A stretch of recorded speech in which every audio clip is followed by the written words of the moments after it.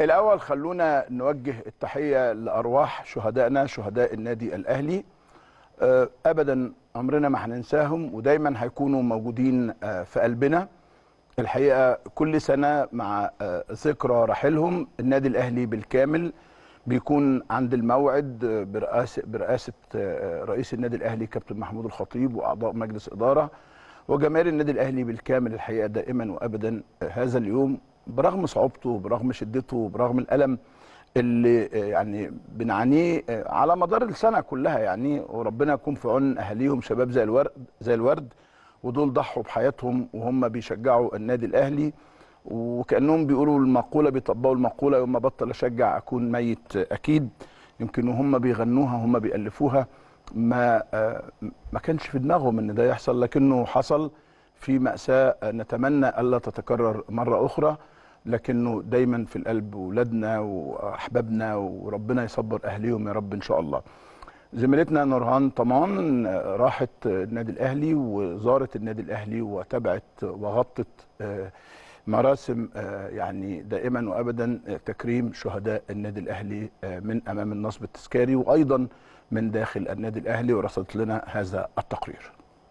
مشاهدينا ومشاهدي قناة النادي الأهلي في كل مكان، احنا هنا من مقر النادي الأهلي الرئيسي بالجزيرة لإحياء الذكرى ال13 لشهداء بورسعيد.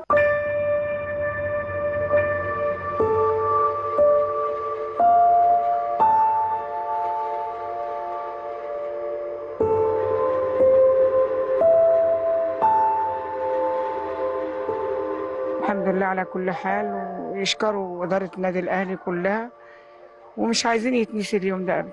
احنا مش عايزين يتنسي لأن هو يوم عمره ما هيتنسي لأهل الشهداء، وربنا يرحمه. شاء الله ربنا يرحمهم ويرحمهم كلهم في الجنة، في الجنة ونعيمها. 13 سنة عدوا علينا، الحمد لله يا رب، الحمد لله. ربنا يرحمهم ويجعل مثواهم الجنة واحتسابنا عند الله شهداء إن شاء الله. سلمان ابني كان روحه في الأهلي، كان عايش في الأهلي. لو قلت لك نفسك في إيه دلوقتي؟ نفسي أطلع عمرة بجد والله العظيم، بتمناها من ربنا، يعني حد يفتكرني بعمرة بعد إذن ربنا طبعا، فضل ربنا ورحمة ربنا يا رب.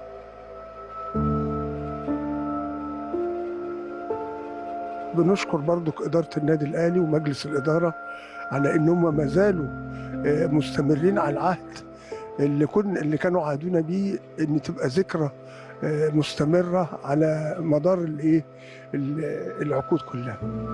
ندعو لكل شهدائنا يا رب، ربنا يرحمهم ويغفر لهم ويجعل مثواهم الجنة بإذن الله، وطبعا الصبر لأهاليهم. احنا ده كل سنة بنبقى موجودين معاهم يعني من زمان، ده بيبقى دايما عرف في النادي الأهلي. مجلس الإدارة بقيادة كابتن محمود الخطيب دايما حريصين ان احنا اليوم ده نكون مع اهالي شهدائنا طبعا، وفي نفس الوقت نحيي الذكرى. يعني ده طبعا عرف بيحصل كل سنه في النادي الاهلي. صعب علينا كاهلاويه، مش مجلس اداره او النادي الاهلي، كل الاهلاويه اليوم صعب عليهم. دي ناس ضحت بحياتها اللي هي اغلى حاجه عندها في سبيل النادي الاهلي، ويعني ربنا يغفر لهم ويرحمهم، وان شاء الله يكونوا في الجنه ان شاء الله باذن الله.